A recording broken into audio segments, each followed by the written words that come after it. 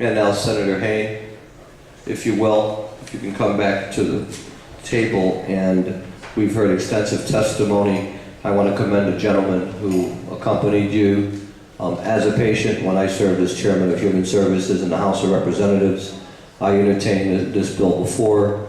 I had a gentleman in from California who apparently his folks did not alert the Secretary of State, and coming into the building they had out of California, I believe it was, they have medical marijuana cans that are dispersed by the federal government, and it was locked.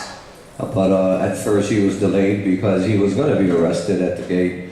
And of course we had extensive testimony in the House of Representatives at that time, 3 or 4 years ago. And of course, so we're quite familiar, the chair is familiar with this legislation. Senator Hayne, I do have a couple of questions that were brought up as I was observing the Chairman Garrett in the subcommittee.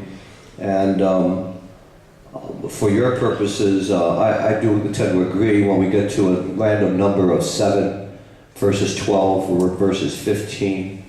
I'm just not sure where those numbers come from, who is the authoritative source on that. And of course, you've already made a commitment to work with that and to look into that. I just wanted to share that for legislative intent. I also want to point out for the state police side, working in narcotics as long as you've had, and also the experimental side of the state police, and trying to determine, knowing that this has been on the calendar for more than 5 years in the state of Illinois, is the steps that are needed to be taken by the state police to try to come to the middle, because sometimes it's easier just to come opposed rather than offer a solution so that we can better crime fight and to distinguish the difference, because once upon a time they were bootlegging beer and whiskey too in the same manner, and of course today those things are legal. However, I would ask that the labs and the state police, I'm very sympathetic with the state police and a big supporter, but I would ask that any remedies you could bring to the chair and members of this committee to assist patients, because I wanted to go past compassion. Sometimes if we bring SIs together, we can come up with a solution that all Illinoisans can live with. And I would just ask for that, because you brought up some very valid points. And having worked in the criminal justice system and in an area of a high drug concentration in the city of Miami, I can relate to your stress. And on I-55, just going home last week, I saw quite a few stops with K-9 units, and I understand and I applaud the efforts of the state police to keep us safe. But with that said and done, we want to add Senator Hunter also to the role. Derivatives were brought up by Senator Lawson, and alternatives that may be out there and pharmaceuticals are working on, that we continue to update the General Assembly so that we know exactly how we can do this, so that we can make sure that they're not put in the same pot, no pun intended, of criminality or criminalizing patients who through doctor advice and or family, or as the gentleman pointed out, a human desperate act, if you will, dictates and try to keep them within the law, knowing that overall they're law-abiding citizens, and I'm sure that prosecutors and state police take that to account. But I totally agree that we have to push our friends in the pharmaceuticals to please come up with something that is plausible for all sides. With that said and done, Senator Haynes, do we have any further questions of Senator Haynes? Senator Severson.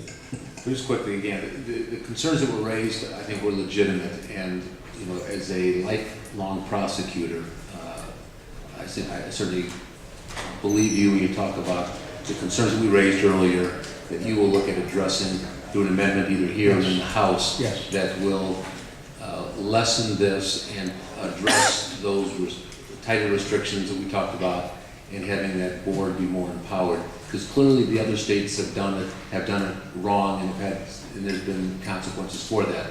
But your goal is to narrow it significantly more than these other states, and to have a board that's going to be much stricter in reviewing that. Yes, Senator Severson. In fact, it's to give you one example, not to yes, please be brief. go over, but at one of our early meetings with law enforcement, few weeks ago, the issue was raised of DUI. In almost all these states, people can drive. In Illinois, however, we have a unique, I think it's unique, it's a statute that says any trace amount of marijuana is necessarily a DUI because of the difficulty in proving impairment. I don't know whether that will survive a constitutional test under those recent cases, but it's never been tested. So we took out any reference to someone's ability to drive a motor vehicle while they're on medical cannabis. I asked the proponents, how many people actually need to drive? Well, actually, many of them are in wheelchairs. So, but we've gone way overboard, but not overboard. We have gone to every reasonable length to accommodate the concerns of. One other quick question was the bill specifically lists the diseases that. Yes, that was one concern they had. So we're not talking about affecting, someone that has, maybe chronic back pain or something else. Right. They're specific. But again, if you can reference, maybe nothing else on the floor for intent, that just having that disease doesn't necessarily qualify you for this, that there's, when the board looks at that we're looking at, a chronic or a severe, pain as a result of that, of those issues. It's just addressing, that's Yes. what's clarifying it. Just because someone has onset glaucoma doesn't guarantee them or qualify them for this. And that came out, the delineation of the diseases, specific diseases, came out of one of those meetings with law enforcement, because in some states it's very vague. Exactly, that's what So- we don't want to see. And No, so if you'll and- tighten that up in your intent on the floor. that'd be Yes, helpful. and then when it's approved by DPH, they have to approve it. Doctors recommend, but they have to approve it. And DPH, as you note, in the analysis, they're mandated to collect this information and to look at it and analyze it. There's a 3-year sunset. If there are problems with this, we all are going to be voting on this again. And then the problems will be manifest. Yes, and thank you for those comments. And as we know, not everyone, and historically, I've been here 10 years and not have been on board.